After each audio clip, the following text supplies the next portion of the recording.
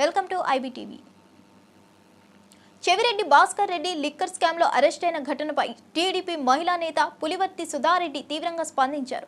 అక్రమ మద్యం వ్యాపారానికి పాల్పడి ప్రభుత్వానికి భారీ నష్టాన్ని కలిగించిన చెవిరెడ్డిని ఎట్టకేలకు అరెస్ట్ చేయడం సమంజసమేనని ఆమె అన్నారు. మహిళలు, యువత భవిష్యత్తును ధ్వంసం చేసే మద్యం మాఫియాకు జగన్ ప్రభుత్వం లోపలుండి అండగా నిలుస్తుందని విమర్శించారు. చెవిరెడ్డి లాంటి నేతలే వైసీపీ నిజస్వరూపాన్ని బయటపెడుతున్నారని, ప్రజలు ఇక జగన్ గారు నమస్తే. నిన్న మీరు చంద్రగిరి నియోజకవర్గాన్ని గురించి, మా చంద్రబాబు నాయుడు గారి గురించి మాట్లాడడం నేను విన్నాను. నేను చంద్రగిరి ఓటరుగా మీతో మాట్లాడుతున్నా. నా పేరు పులివర్తి సుధారెడ్డి. చంద్రబాబు నాయుడు గారు మారుమూల ప్రాంతమైన ఉమ్మడి జిల్లాలో మారుమూల ప్రాంతమైన కుప్పాన్ని అభివృద్ధి చేసి చూపించాలి అని వెళ్ళారు.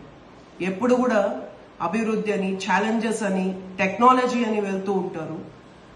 ఆ ప్లేస్ అన్ని విధాలా సూట్ అయినట్టు అక్కడికి వెళ్ళడం జరిగింది.